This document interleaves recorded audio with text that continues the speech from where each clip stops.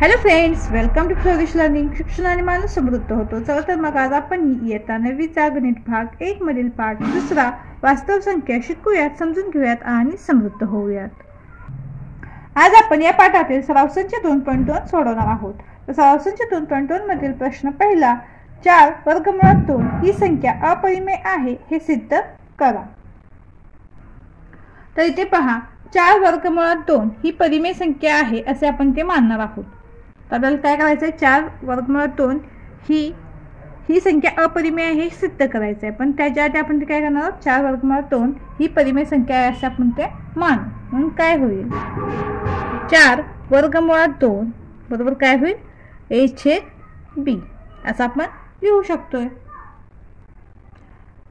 आता 4 वर्गमुळात 2 बरोबर a/b असं आपण लिहू शकतो किंवा अशी लिहिता येईल.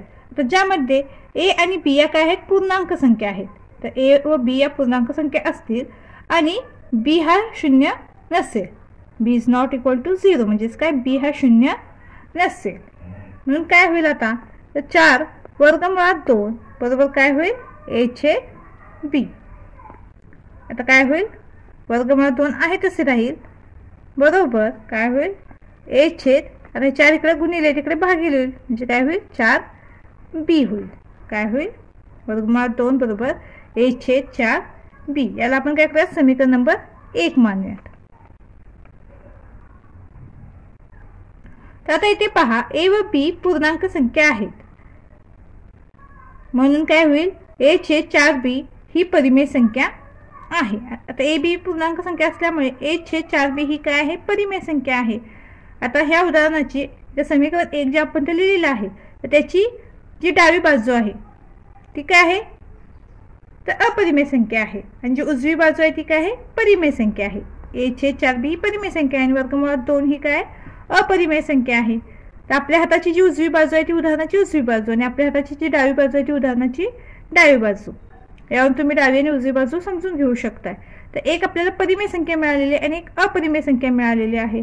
त्यामुळे काय होईल, 4 वर्गमुळात 2 ही काय आहे, अपरिमेय संख्या आहे. कारण दोन्ही बाजू आपल्याला समान मिळतात काय, ते नाही. दोन्ही बाजूमध्ये काय होते, विसंगती मिळते, असमान मिळतात.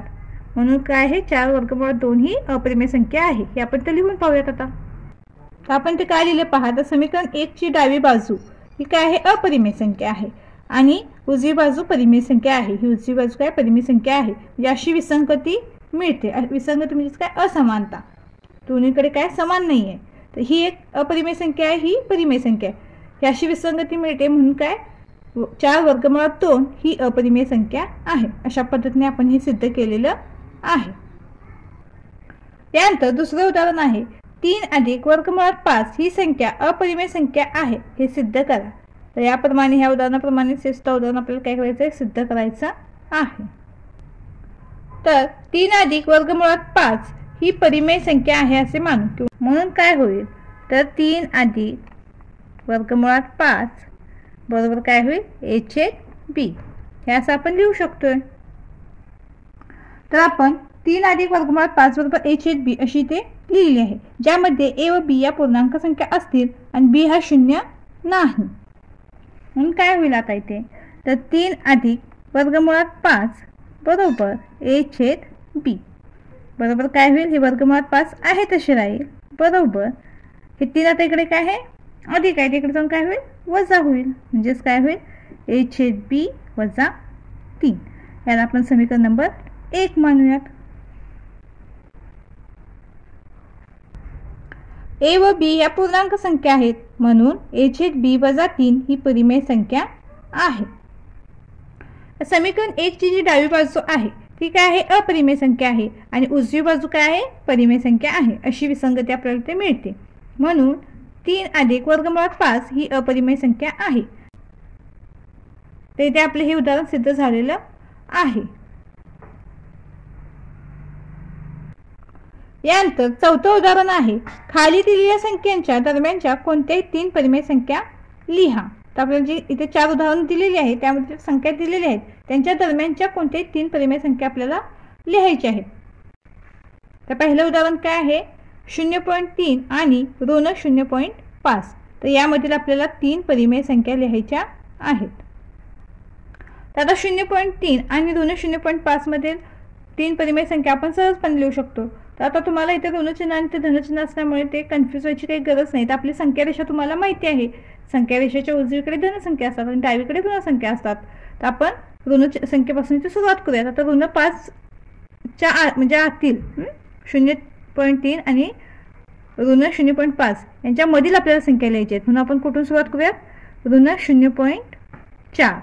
त्यानंतर काय होईल पुन्हा ऋण 0.3, म्हणजे इथे काय आहे ऋण 0.5 आहे, हे आपण लिहिणार नाही आहोत, त्यांच्यामधील आपल्याला संख्या लिहायची आहेत, म्हणून आपण ऋण 0.4 ऋण 0.3 ह्या संख्या इथे घेतलेल्या आहेत. तसंच काय होईल ऋण 0.2. ह्या इतक्या 3 संख्या आपण लिहिल्या तरी पास होतील, पण अजून तुमच्या लक्षात यावं म्हणून आपण अजून घेऊयात.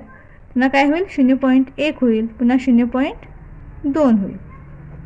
इथे पुन्हा काय येईल ऋण 0.1 सुद्धा येईल, त्यानंतर 0, पुन्हा काय होईल 0.1 0.2 0.3 आपण घेणार नाही आहोत, कारण त्यांच्या दरम्यानच्या आपण ते परिमेय संख्या लिहिलेल्या आहेत. आपल्याला 3 परिमेय संख्या लिहायला सांगितलेल्या आहेत, पण आपण ते एक्स्ट्रा सुद्धा लिहू शकतो. समजलं का तुम्हाला? यानंतर पुढील संख्या आहेत ऋण 2.3 आणि ऋण 2.33. आता इथे ऋण 2.3 म्हणजेच काय, हे 30 होऊ शकते आणि हे ऋण 2.33.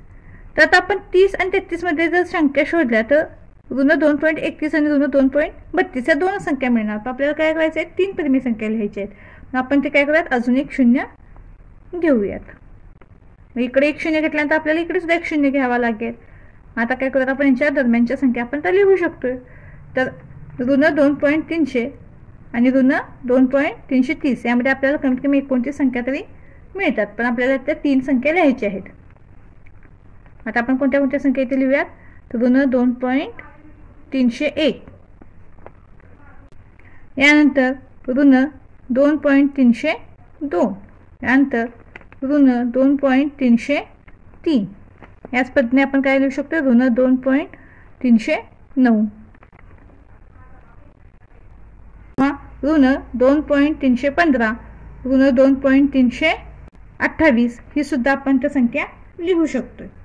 ऋण 2.330 पर्यंत आपल्याला संख्या लिहायच्या आहेत. आपलं दुसरं उदाहरण सुद्धा इथे झालेलं आहे.